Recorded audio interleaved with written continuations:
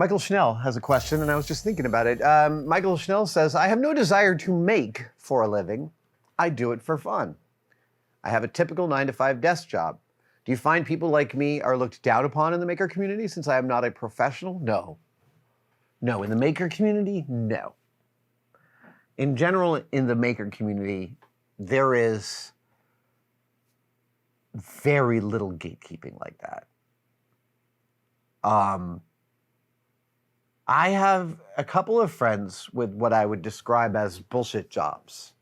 I don't mean that the jobs themselves aren't important, but they don't matter to the friends of mine that have them. Like, it's never a subject of conversation. It is literally what they do to pay the bills, and that's it.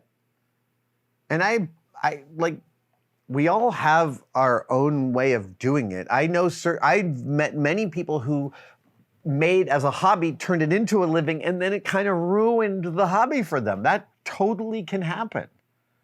So no, I don't think that there's any way that that anyone in the maker community would look down upon you. Definitely not. And I really, like, we all find our balance between the things we do. Nobody escapes this dichotomy of building for pleasure versus building for work. Even here on Tested, we have a significant amount of stuff that we shoot that is to keep the doors open. And then there's also stuff we shoot because we like shooting it. And there's some stuff we shoot at a loss because we like doing it. But commerce has to be answered in this world. And that's okay.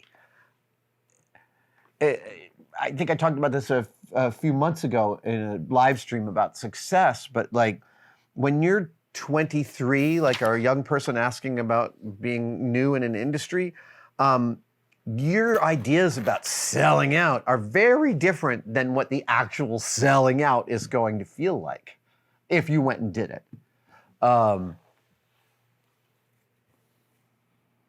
You might be like making your painting and you're thinking, you're like 20 and you're like, man, someone asked me to change a brushstroke. I just tell them to go to hell.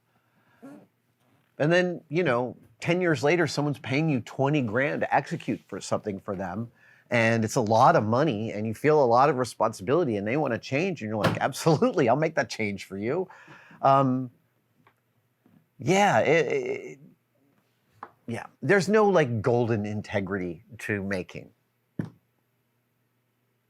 Da Vinci had sponsors. We've all required money to do our thing. Zercell says, do you plan a project all in one go or alternate between building and planning different elements? The latter. I almost never plan and build in one go. I mean, actually, even that one didn't happen in one go. I tackled the pieces as necessary, and I make lists. Yeah, I go back and forth. Sometimes the only way you're going to know what the next step is to build the previous step. Sometimes you can draw the previous step and figure out what all the subsequent steps are. But frequently building is necessary as part of the planning process. BK94 asks, when you worked at ILM, what was the most insightful or interesting information others shared with you? That is a very broad question, but I have a specific answer, which involves my late friend, Mark Buck. Mark Buck was a modeler. I worked with at ILM for the whole 5-6 years I was there. A real unicorn of a personality, an amazingly funny man, fantastic modeler, fantastic maker of things, avid motorcyclist, and one of the safest motorcyclists I had ever met. He did not go anywhere without full leathers, and he died on 19th Avenue getting T-boned by someone who ran a red light. But Mark Buck had a particular specialty at ILM, which was called circular sweeps. And he had learned this on the job Sphere, the movie Sphere. Remember that movie? That was shot out here. Cursed production. Nobody who worked on Sphere had a good time working on Sphere. That's for damn sure. But on the movie, there were lots of spheres, and Mark made a bunch with a guy and became an expert at it. And so when we were working on episode 2 and we were building the clone manufacturing facilities on Tapoca City, yeah, all those big domed buildings, Mark Buck did, to make those domed buildings, they were fiberglass molds. God, it was crazy. It was a methodology that was really ancient of using plaster mixed to specific mechanical properties and then using sets of center-mounted shapes that you wielded circularly with the wet plaster in multiple stages to get a very smooth, vacuum-formable master. And somewhere in one of my old notebooks, I still have like 2 full pages of notes from Mark Buck doing that behind me in one of the model shop rooms. And I was like, do you mind if I take notes while you're doing this? And he's like, no. It was not, that was totally cool. I still have not used the sweep. I still have all the notes. I still have the understanding. And actually recently my friend Dave Fogler did a column for something using the same techniques and sent me pictures. It was really fun to see the old technology writ new again. Oh man, Martin Hooker. Growing up in the 80s, watching Alien at age 10, whew, I would not have been able to handle it at age 10. Martin says that made them the person they are today. As a kid, did you see any movies that were inappropriate for your age, and how did they shape your love for movies? Yeah, no, my parents raised us taking us to an endless stream of art house movies. The movie The Birdcage, the wonderful, funny movie with Nathan Lane and Robin Williams, is actually a remake of a French film called La Cage aux Folles, or Birds of a Feather.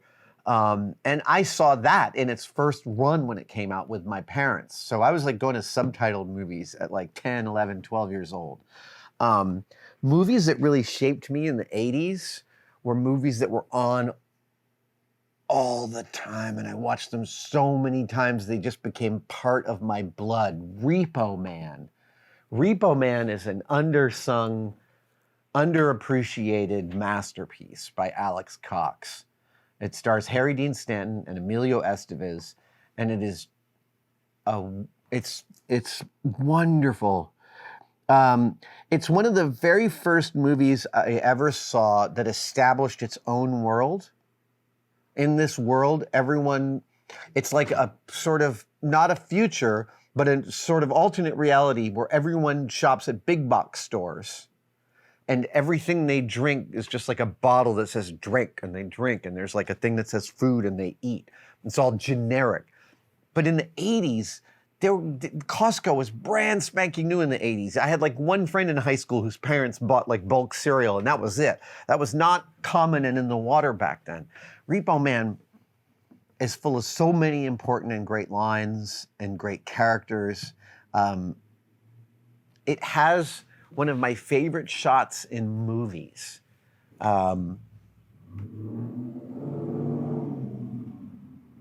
It has one of my favorite shots in movies. In the film Repo Man, it's about repossession. It's about folks who repossess cars. And Emilio Estevez is the newbie, and Harry Dean Stanton is the veteran. And Harry Dean Stanton sort of conscripts Emilio Estevez into stealing a car. And then as they're driving away in the car they've stolen from the person who owes money on the loan, Harry Dean Stanton is going through the stuff in the car, and just like whatever's interesting he's keeping, and whatever's not he's throwing out the window. And there's like a gift-wrapped present in the back seat, and he throws it out the window. And you cut to the road where the gift lands on the road and sits there, and then a car drives over it, and the package splits open, and it's a fat stack of like 1 foot square of money, of cash money, and it's never cut to again. And there's like, I found that so crazy compelling at 18. Like, wow, their whole lives of this narrative would have been changed if they had decided to crack open that package. It's a completely different movie, and Cox was showing us a narrative unexplored. I don't know why I found that so compelling, but that informs a lot about the way I like to build stories since then. Yeah, I'm nostalgic sometimes for the lack of choice we had when we were kids in watching cable. You know, one of the old jokes is that HBO used to stand for, hey, Beastmaster's on, because Beastmaster was just never not on when I was a kid. I'm curious what Zoomers and other younger folks than me will be nostalgic about in terms of the way they imbibed media in their youthful age. But yeah, those movies that were just always on cable, man, they stick with you, don't they? The Popped Bubble says, can you talk about that metal chair with the holes in it? It's been in the background a few times. All right, I'll it's not here in the cave right now because I brought it home. That is an Emeco Navy chair. It is a legendary chair, EMCO, E-M-E-C-O? Emeco Navy chair. There is a whole episode of 99% Invisible just about this chair. It is a spectacular piece of design. It is also a spectacular piece of engineering. And I started to drill holes in it because I loved the idea of this super lightweight, super strong chair being even more lightweight. And I wanted to drill enough holes in it that it would like be almost see-through. And then I finished all the stuff I could do by clamping it. And I had a couple of holes go sour. And it sort of killed my momentum to move forward just a little bit. And then I hit the problem of the seat, of what the hole pattern would be in the seat. And it took me a long time to figure out what I wanted the hole pattern to be in the seat. It took me weeks of looking. So I got, yeah. I have said this before, you don't have to know how the project's gonna look when it's done, you just have to know what the next step is. And for me, there's been a refinement process of what that seat looks like. And what's preventing me from continuing and finishing that chair now is simply inertia. It's like hours and hours and hours and hours of drilling. And there's a couple of ways I wanna build some templates for guiding some of the holes, because when you're doing regular holes like that, if some of them are off, it can really throw my personal eye off, and I don't want to get them screwy like that. Anyway, it's a project that I thought would take a couple of days that is now 8 months and counting. But, you know, which among us can throw stones? Thank you for watching that video. Are you as sick of the tosses to membership as I am? Good, because here's a brand new one that I recorded today, and it's nice and short. There are 3 tiers to Tested membership, and they all offer awesome stuff. Find out about it by clicking the join link below. We'll see you there.